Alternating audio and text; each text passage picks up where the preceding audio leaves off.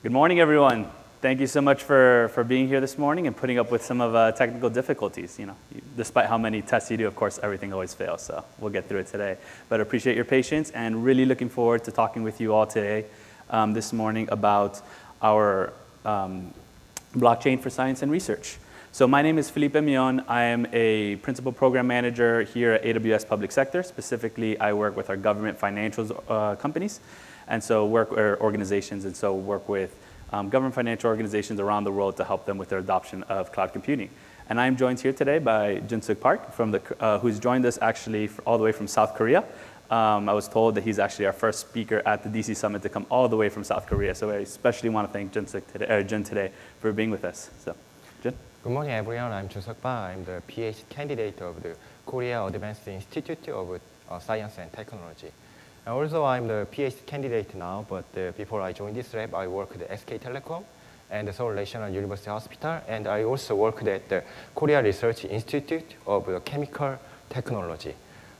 Today, I will briefly introduce why and what we work to use a blockchain. So please listen carefully the well-prepared Felipe's presentation before deep dive to our work, and please give a warm round of applause to the Felipe before they start our session. Thank you. Thank you. Thank you. So we get asked a lot on AWS about how we think about blockchain.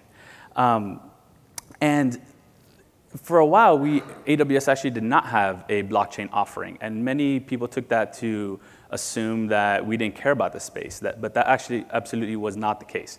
What we were interested is finding out how customers were actually using blockchain technology. It's an industry and it's a term with a lot of hype around it and surrounded, especially associated with the cryptocurrencies and Bitcoin and others that you might be familiar with.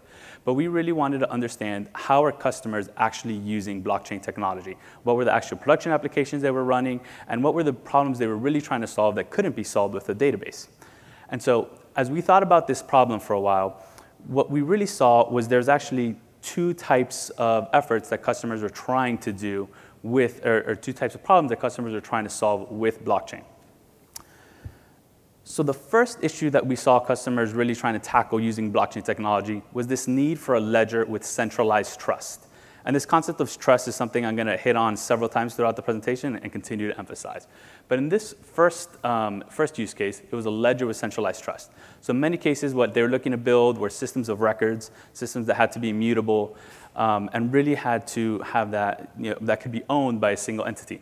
There's a couple examples here on the slide, such as healthcare, manufacturers, HR, and payroll. Since we are a public sector summit, I'll elaborate on the DMV use case, which is obviously a use case for tracking Department of Motor Vehicles here in the United States. And that is a use case to actually track vehicle registration and ownership.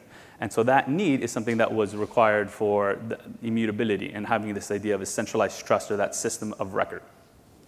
Another example in this space would be in supply chain. So in supply chain, where there could be many different organizations that are partnering together to track the supply chain, you wanted that immutability, but there could be one centralized owner of that record. This is one of those problems that individuals are trying to solve with this centralized trust. And so there's two ways that customers are really trying to do it. I mentioned customers leveraging blockchain, but the other way you could try to solve this problem is using a traditional relational database. And so that's what customers are doing. They were either trying to tackle this problem by either leveraging relational databases or blockchain applications. And there's really two different challenges customers face with each of those solutions. So the first one, with building a ledger with a traditional database, this is not what traditional databases were not designed to be. They were not designed to be immutable. They're designed to be rapidly changing. And so when you try to create a database in order to be immutable, you have to do all sorts of things that create audit logs and audit tables, maintain those. You have to look at the engineers who initially built the table and what were their access controls. And so what that ends up being is resource intensive, difficult to scale and manage, error prone, and impossible to verify that you actually are immutable. So that's when individuals and companies started thinking about, well, maybe I can leverage blockchain technology. And blockchain has this concept of a distributed ledger, which we'll get into a little bit later. But at the root of it, blockchain was designed for a different purpose. It was designed for a purpose where you did not need a centralized trust. And so that idea in trying to leverage blockchain for these specific applications where you needed a centralized ledger really adds a lot of unnecessary complication if you're trying to leverage blockchain to solve that technology. And so that's why during reInvent last year, we announced Amazon Quantum Ledger Database, which is a fully managed database with a central trusted authority. And so QLDB was actually a product that we had developed internally at Amazon. So this problem of a centralized ledger is something that we had tackled with ourselves. So specifically at AWS with our service plane. So when we're developing service, we wanted a centralized record of all changes done to the service plane of our services. And that helps run things like operations and makes a lot of things much simpler if we can verify that immutability. And so we realized we had actually developed this service ourselves and it was something we were using. And so we decided to externalize it for customers to help customers tackle that first problem that they were looking at blockchain to solve for them. And so QLDB, which is currently in preview, as I mentioned, is a fully managed ledger database. So it's a very specific purpose-built database which tracks and verifies history of all changes to your application's data. So it's immutable, it's cryptographically verifiable, highly scalable, and easy to use. And so how QLDB actually works is you have your application's data, and from there it goes into QLDB. And there's two very important components of QLDB. So the first part is your traditional database, the current state and index history of your actual data itself. And so if you want to think about examples, it could be a currency value in a bank account and its history. But the part that actually makes QLDB unique is that second part, which is the journal. And so the journal is an append only, which means you can only add, you cannot delete or remove data, which stores a sequence cryptographically verifiable entry of each change made. And we'll talk a little bit about how that happens a little later in the presentation when we talk through blockchain and hashing. But this journal is the piece of QLDB that really makes it immutable, because you cannot edit the journal. The journal is, again, append only. And you also have the ability to query simply like a database with the current state and index history. And so why immutability and verifiability matters for customers is for a few reasons. One of the main ones is this idea of reducing risk. So especially for critical system of record applications that really cannot go down, where the data loss could potentially cost millions of dollars or the public sector, impact the citizen services, reduces the risk by having that immutability. Actually, in the journal, can completely recreate the database, the current state, just using the journal alone. It improves data tracking, as you can install who has access to the system. You can track that data lineage. There's auditability that's included with a system like QLDB, which reduces downtimes caused by audits, because you can also audit the journal itself, and compliance issues as well. And finally, it reduces implementation efforts, as building an immutable and verifiable journal or database in a traditional way is very time-consuming and tough, as the reasons I mentioned. Some use cases that we're seeing for this specific QLDB applications are in banking and finance, e-commerce, transportation, logistics, HR, payroll, manufacturing, and government. Again, these are broad categories, but it's anywhere where you see the need for a system of record. And so what we've seen is this concept, and you see this a lot with our services at AWS, is a common theme with our platform, is the idea of purpose-built tools. So in this case, a purpose-built database is Ledger. So it's very purposefully built for the specific application it was designed for. You're not necessarily using a relational database which was designed for something else and or a blockchain framework which is not designed for this and trying to force fit it. In this case, what we've actually built is a purpose-built tool. So the second problem that customers solve, so the first was this ledgers with centralized trust. The second is transactions with decentralized trust. And so this is what blockchain was really designed for. It's this concept of we want to work together in a consortium, some known group of entities or in a public network, but we don't necessarily want a centralized trust. We want to remove that intermediary. And so there are all sorts of examples where folks are starting to come up with proof of concepts and leveraging technology but financial institutions doing peer-to-peer payments and mortgage lending, syndicating loans, and the supply chain, but in this case, this version of a supply chain where no one owns the entire supply chain, or maybe it's actually a distributed supply chain with many suppliers and distributors, or in retail where you're streamlining customer rewards across different organizations. But there are a lot of customer problems that come up with these very complex business networks. So many networks rely on central authorities today. Even though maybe we can come up with a better solution leveraging a consortium and sharing information, many times you cannot agree on how to share information and how to securely in a fair way, organizations need to verify the history of those transactions themselves, and they want to make sure to keep that copy of the ledger themselves. And a lot of times that business logic could be improved through automation. So this, again, this is the very quick blockchain 101 for those of you who might not be very familiar. This is the idea of blockchain. So blockchain, rather than relying on a central trusted authority, blockchain builds trust in the network itself, in a network. And so it eliminates the need for a central trusted authority. And again, I'm touching, and I want to elaborate on that issue of trust. So there are three main components to a blockchain network: the distributed ledger, which you might hear DLT, distributed ledger technologies, consensus mechanism, and a smart contract execution environment. And we'll touch on these in a little bit more detail. But together, these elements allow two or more parties to really transact with each other and consent to a transaction in a way that they can record it and have immutability and trust, again, without the need of a central trusted authority. Everyone in the network is interacting with each other instead of with a central peer. So we'll start with the distributed ledger technology in terms of the components. So the distributed ledger, you may have heard as blockchain, this idea of blocks formed into a chain. And so this slide shows a little bit of what that's actually like. So in this case, in this example, we have a network that has, now at this point, 61 blocks, and each block records a group of transactions that happen. So each block has a cryptographic hash, and then they also include the hash of the previous block. And so if you're familiar with cryptography and the way hashing works, they're very public algorithms. When you take a set of text, you can drop it into these public algorithms and get a hash back. That hash would change if any character in that text is different. And so by hashing a previous block and including that as part of the next block, you can ensure that no one can actually change any of the previous blocks, because it actually would have changed the current block's hash, because the previous block's hash is part of that. And these hash chained together, again, blockchain, is really what it creates that immutability. And so this journal creates an immutable log of all transactions and then is maintained by all of the nodes in the blockchain network. The second component of a blockchain network is the consensus mechanism.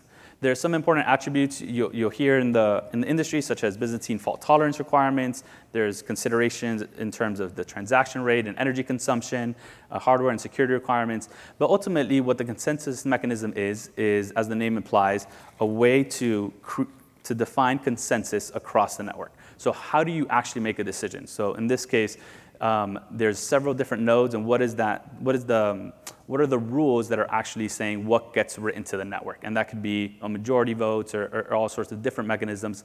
And in many blockchain frameworks, that varies a bit of what that looks like. But it's how does the network come to a consensus on what actually gets written to the ledger? What is that state of truth?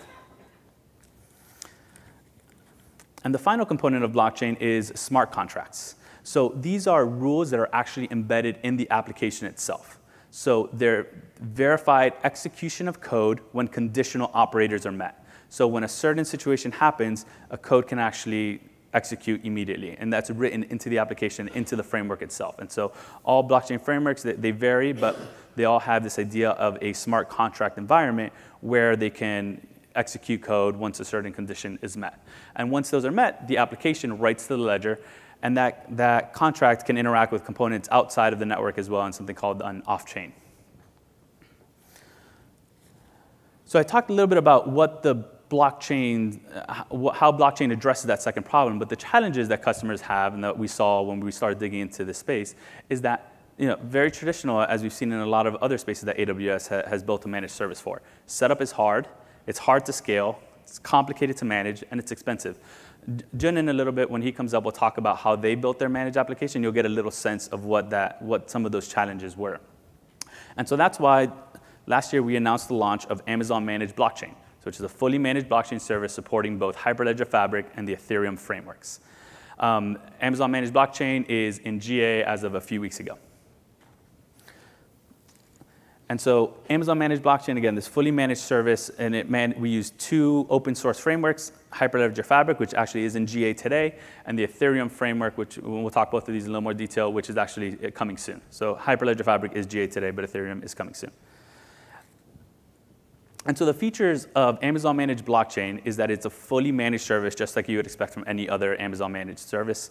It is open source in terms of that it leads these 2 open source frameworks in Hyperledger Fabric, specifically version 1.2, if you're familiar with Hyperledger, and the Ethereum, as I mentioned, coming soon. And there's this concept in the blockchain networks of being decentralized, and that is a concept that was very important for us to bring in when we brought in Amazon Managed Blockchain. So what I mean by decentralized is the network is governed democratically. And so if I create a network and I invite Jun and a few other folks, if I decide in a few weeks to actually want to leave that network, I don't delete the network when I leave. If Jun and others are in that network, they can actually continue to participate in that network even though I created it and invited and set them up. Actually, a question we get asked is how do you actually delete a blockchain network? And the way you delete a blockchain network in Amazon Managed Blockchain is everyone leaves the network. Once everyone leaves the network, then the network is shut down. But the idea is that that network continues to persist beyond any of the individuals who set it up. Some of the features, again, it's reliable and scalable. Some of that same technology that backs QLDB that we were using internally is the same technology that's backing Amazon Managed Blockchain. It's low cost in that you only pay for the resources you use, and it's integrated with a few other services at AWS.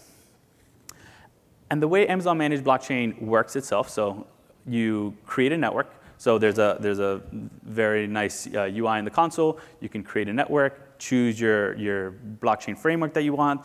From there, you use your membership with your AWS accounts with just a few clicks. From there, you invite members, and in this case, currently, you invite other AWS accounts to join your network.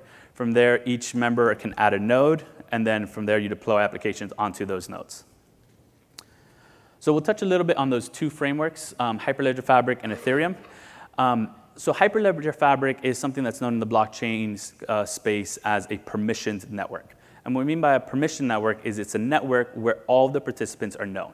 I know all the participants that are going to participate in my network. Very different than what you might be familiar with Bitcoin, which is the public network similar to Ethereum. But Hyperledger is a permission network or a private network. There's a certain number of individuals. I know who they are, and I've invited them to join the network. You can create channels within Hyperledger to actually have separate groups that have different ledgers, and we'll talk a little bit more about that in a few slides.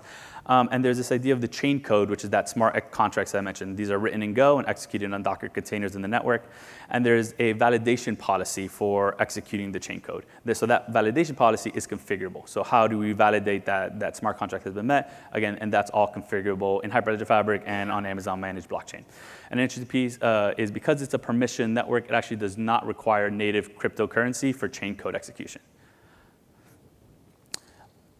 Ethereum, on the other hand, is one of the most popular networks for public blockchains. So, and there is also a permission version, but it is by far the one most customers choose when they're trying to build a public network. And so the smart contracts is in a native language to Ethereum called Solidity. It runs across the nodes in the network. It's extremely scalable. There's a very large Ethereum environment in the public. And you can create permission networks, again, as I mentioned, or use the public network. There's different consensus algorithms, which is you could use proof of work consensus or for the public network, or proof of authority for a private network. And so those are some of the consensus mechanisms that are popular in the blockchain space today. And anyone with access to the network can see all of the data versus in Hyperledger, where there's this concept of channels.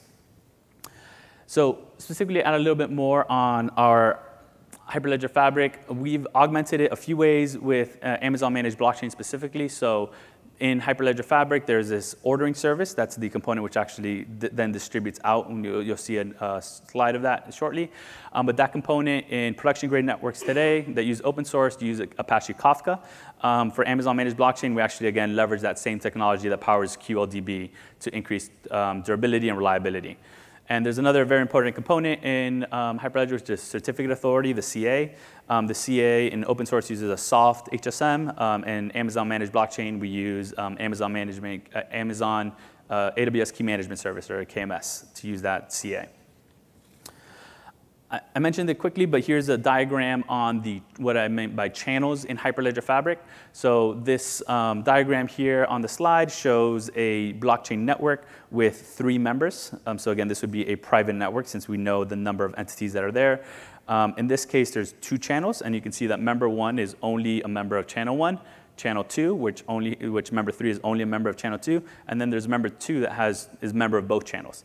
And so you can see that there's actually 2 different ledgers that are created for each channel, or 1 ledger for each channel. So on channel 1 ledger, that distributed ledger, member 1 and 2 can see both, but member 1 cannot see the data that's written to the second ledger because they're not part of that channel. And that's something, again, that's all configurable in Hyperledger Fabric. And this has implications for supply chains and other parts where you might want to all interact together, but you necessarily don't want your competitors, for example, to see all of the data that you're writing to the ledger. And the other important component of Hyperledger Fabric is this endorsement policy. Again, this is what that chain code that specifies how many members or which members need to validate that transaction before it's submitted to everyone. So again, you think about it, we're all working as a network together in a consortium. When I say I interact with Jun and I say I exchange a certain value of currency for some product, and we want that transaction to be written into the network, there's this endorsement policy to ensure by other members of the network that that transaction did happen before everyone agrees and we all write that information to our respective ledgers. Because again, everyone has in blockchain a copy of their own ledger, that distributed copy of a ledger. And so this is just one final view of what a network looks like, or a network diagram of what the managed blockchain service looks like. So you can see there's this Hyperledger Fabric ordering service layer, which does not exist within any of the member accounts. And then there's members, in this case, again, a 3-member a network with member A, B, and C, which each have their own certificate authority. And in this case, each one of those has 2 nodes that can actually run applications on them. The other thing I wanted to point out on this diagram is you see the AWS private links and the VPC endpoints.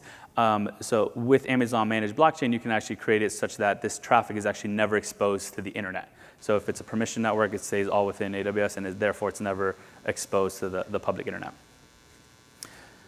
So I think it's actually important to bring it to life a little bit about use cases of how customers are using blockchain today. And we're really seeing customers are experimenting today in many, many different industries. Everything from smart contracts, you can think of things like wagers and digital rights and escrows, to digital currency, which is obviously, again, one of the most popular use cases today for blockchain, and things like Bitcoin. But also record keeping, so title records and ownerships when you maybe don't want that centralized trust and you want that to be distributed trust, and even with things like securities in the financial services sector.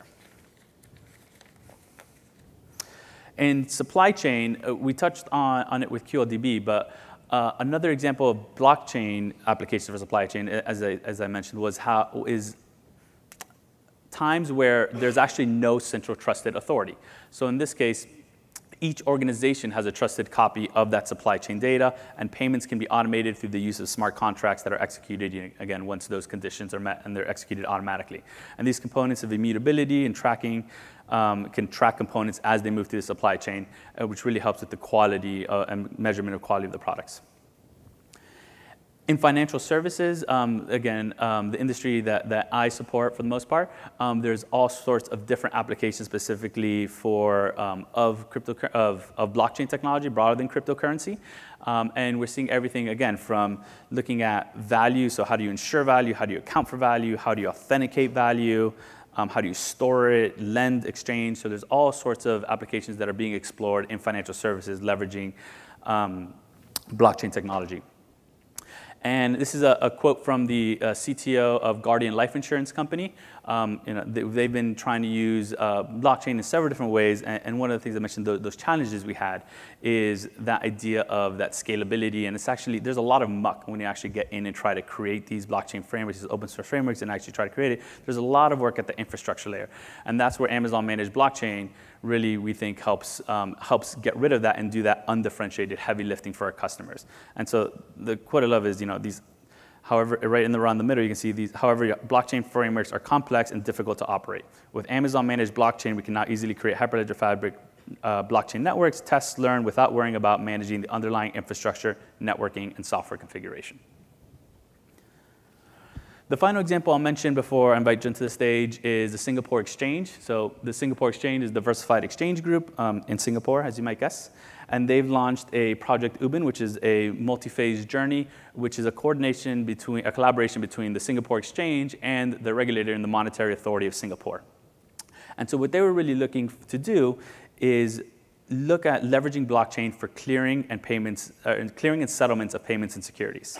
And their specific use case, they're trying to solve a few challenges. And so the challenges, again, this might sound familiar, is lack of trust. There's inefficient process for sending data across borders. And there's API divergence, which is expensive and cumbersome to maintain. And so by implementing a blockchain, they can have this distributed application, which provided trust. They provide reliability and resiliency. And they can easily add new members to a network when they need it. And their conclusions, this is a slide they presented, was they're very bullish on the potential of blockchain, specifically Amazon managed blockchain, to help solve this problem. So you can read here a little bit of what they've seen in kind of flexibility, reduced settlements, consistency, creating higher investor confidence, enhancing investor security, broadening the access types, and the potential actually for around-the-clock operations. So with that, I'll actually, rather than me sharing some more customer examples, I'll invite Jen and a customer himself to actually come up and talk about the application that they've built leveraging blockchain technology. Welcome, Jen. Thank you. Just use. Yeah. Okay. Can you give me a screen? Thank you.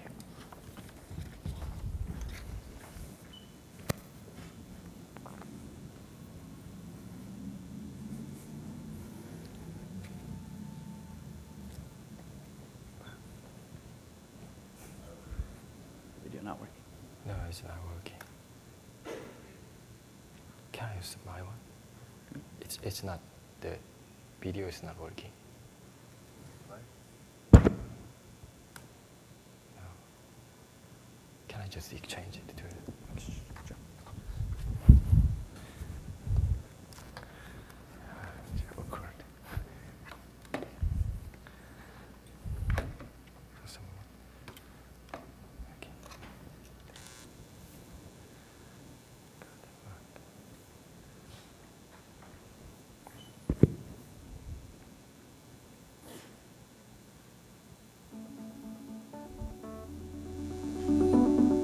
Biosynergy Research Center has been developing cutting-edge IT/BT platforms in order to discover future-oriented advanced healthcare materials.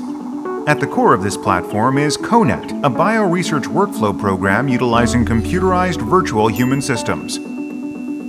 CONET is a workflow system which combines the essential technologies of natural product engineering, molecular target discovery, biomarkers discovery, and advanced clinical research centered on CODA. Equipped with this combined data, CONET can analyze the effect that multi-compounds from natural products have when acting on multi-targets. 신약 개발에서 어려운 점은 세포나 동물에서는 잘 듣던 약이 부작용이 또 생길 수도 있고 이런 문제인데요. 이 기술이 완성이 되면 그러면 천연물 안에 들어있는 성분들이 몸에 우리가 섭취를 했을 때 어떤 작용을 통해서 병이 치료가 되거나 또는 예방할 수 있는 것. The main project of our lab are CODA and Coconut, as you see on previous video. I'm also studying deep learning and bioinformatics and medical informatics and systems biology to find a drug candidate chemical compound based on the CODA. And that is my PhD topic. Sorry. Back in the summer of 2014, I suggested several MS thesis topics to Professor Lee, who is my current academic advisor. But he told me that he had more interesting topic. He said that many people know that the ginkgo biloba can prevent dementia or Alzheimer's, but based on the Consumer Report and JAMA, it had no effect on these diseases. On the contrary, people know that coffee is not good for health, but drinking between 3 and 5 cups of coffee per day could reduce risk of dementia or Alzheimer to 65%. In other words, Professor Lee said that the finding drug candidate chemical compound is important as a prediction method But data collection from the known functional product or unknown edible product is also essential as a verification method. He emphasized that Chorus will be an innovative platform to develop the verification method. How do you think, how do you put an elephant into a fridge? Yes, ask a graduate student like me. The elephant came to Chorus, and which was my MS thesis subject and the challenge project of our lab. In the previous slide, the graduate student Lee had to put an elephant into a fridge because the professor wanted him to. And as mentioned, he could slice the elephant into small pieces or extract the DNA from the elephant to reduce the size. And he could process a fridge to fit an elephant. Likewise, we found that the need for the product efficacy verification platform through the citizen science and crowdsourcing. And we studied simple and organized persistence and reliable method to develop the platform. And we planned and developed the Chorus by integrating mentioned elements. Chorus consists of 3 steps: research creation, and conduct, and analysis. And each step has a problem. Current research protocol is very complex to create, and the data falsification possibilities exist. And continuous retention is essential to participatory trial. To solve the problem, we propose the automated protocol creation method and blockchain and the cryptocurrency reward. But today, I will only talk about the blockchain-related works because today's topic is open science for the blockchain. As mentioned in the previous page, Chorus consists of 3 steps: research creation, and conduct, and analysis. A user who has the authorization can create, edit, or delete research, and then activate the research. Then the activated research creates the private channel where other users can participate in the research, and all data is stored in the blockchain. And when the research has finished, participants get a reward for their ratio of participation in the form of cryptocurrency. I will show the Chorus demo for now. Please understand that some part of the platform are currently under development.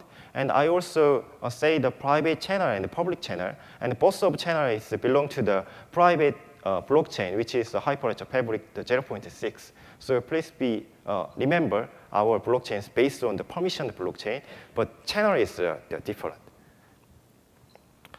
This is the Chorus system and the main interface with completed research. And before doing your research, you can check if any private channel exists and only the public channel exists on this interface. A user who has authorization will do a research from now on. The input contents are very simple: research title, the duration, and the number of participants, the disease name, and the description. Once the input is completed, the platform automatically provides the research protocol, which I said that is very complex to create. We call that the case report form, like this. This case report form is generated by platform automatically, and user can edit detailed contents of the case report form. Then, when the research created and activated, you can have a private channel created simultaneously, like on this interface. There are no blocks because the input was not occurred until now. And then other users can participate in the research by giving their consent and details. And after the schedule and the research questions are created, the user can input the data, and they can check whether they can get the reward. Then the progress report can be added. The user can check the participant status and the schedule progress and the response progress, survey response rate. And once the user input the data, you can see the block is located in the private channel.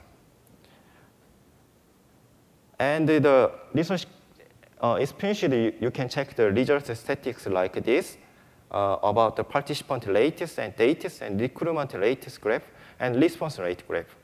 Also, user can see the detailed ratio and the statistics for the other research contents. Finally, you can check the private channel is deleted and the block is moved to the public channel. This is a profile page, and the user can check the total point gained for which the user gets SIM coins. This is a SIM coin history page that we provide, and the user can check the voting counts and coins and block links, which is the uploaded as a result from our platform. I think that if we had no problem developing Chorus in the local service environment, I would not have presented Chorus at this kind of the cloud computing summit.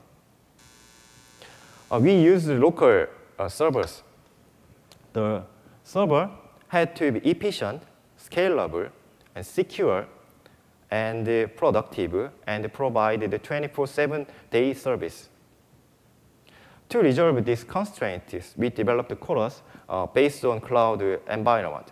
Cloud computing, especially AWS, really facilitated our works. Firstly, we developed a reliable data collection solution based on the blockchain. For example, a user input data. The data is encrypted and stored in a block. The block is propagated to the private channel. At the same time, the smart contract stores the data from the block to a database. When step 3 and step 4 are satisfied at the same time, the generated block is included in the private blockchain. At the end of the study, the encrypted blocks are decrypted. The blocks are propagated to the public channel and then verified.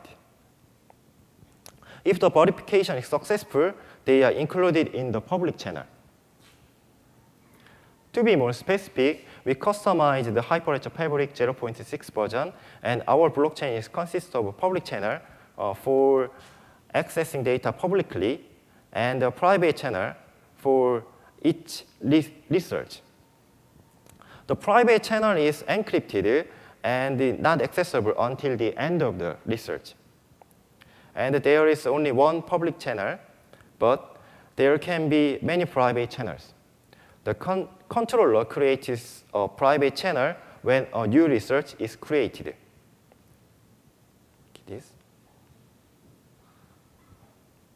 And when data is collected from the created private channel, the data is stored in a block as well as in the database. When research is completed, the block on the private channel moved to the public channel, and log is also recorded in the database. We have implemented the blockchain features that requires scalability on AWS, Chorus' immutability to make the stored data unchangeable, and to gain a reliability in the data itself. So we tried to configure the multiple private channels and one public channel. Although the Hyperledger is permissioned blockchain, as the Philip already introduced, but we utilize the autoscale function of AWS to allocate the random nodes to secure fairness like a public blockchain. In addition, we could create and delete private channels using AWS scalability functions. Secondly, Chorus has a compensation function based on the participation rate of research participants. After the research creators create the research, the manager recruits participants. The participants input the data. When the research is finished, the platform automatically posts the result to the Steam blog, a blockchain-based community service. Then, participants start to collect the coins according to their participation rate. For the cryptocurrency, we use a secured environment. Chorus has a function that can transfer the acquired coin to an external company. In order to ensure the security and credibility, the web interface sends a request to Lambda, and Lambda sends it to SNS, and SNS plays into SQS. Then API collects the request securely and processes it. We were able to build it on AWS. We have built the Chorus architecture by combining all the functions mentioned above. we used the North Virginia region here to seamlessly use all of the AWS service, not like South Korea region, and identify area for the high availability and we deploy web, API, and blockchain instances on the private subnet for security. The database built with RDS, master and slave for high availability. The instance was designed to be available at low cost, so we used the autoscale function. Then NLB and the autoscale services were used for effective traffic control. And we have also connected the development pipeline with SQS and built Bastion for maintenance and used the NAT placed on the public subnet for external connection. And moreover, the ALB was placed on the public subnet for stable services. And also, our server instances are located here, but we wanted to provide the quick access from the South Korea as the local or our regions. So we stored our contents in the S3, and also we use the CDN services. Finally, we made the user access through the KAIST DNA using Route 53 and connected the shield for the security. Moreover, we will replace the blockchain service with the AWS managed environment because we have a lot of work and we want to only focus on our research topics. So to serve the platform of the upgrade of HyperEdge, the current version is 0.6 and 1.2. So, and we wanted to remove several EC2 instance controllers that are being used in current environment. We are moving close to AWS managed environment. In conclusion, we have a plan to build an environment composed of public channel and multiple private channels, which is the same structure as described in the previous slides. Then, we will replace the current blockchain architecture with the AWS managed blockchain, which is expected to provide us with a productive development environment in the near future. As a result of efficient platform using AWS, the research that calculated semantic similarity has been listed in the SCI class journal, and the base study for protocol creation is currently under review. And finally, Chorus blockchain technology was submitted to the conference as a demo paper and presented at the Cyprus CloudCom 2018. The first pilot study with 102 participants and generated 2,673 data points for 3 months and proceeded with it without any problems on the AWS cloud architecture. And the second pilot study is currently underway in South Korea. And when the second pilot study is finished, we will submit the platform study to the SCI class journal. Chorus is developed on AWS clouds. And Chorus collects cloud data from the cloud. And Chorus collects cloud data from cloud in a collaborative way. We hope that the Chorus can identify information on the true efficacy of product that many people are curious about. Chorus means collaborative research for us. My presentation, it seems as if we have done a lot of work, but what we have done is more like reaching a reach.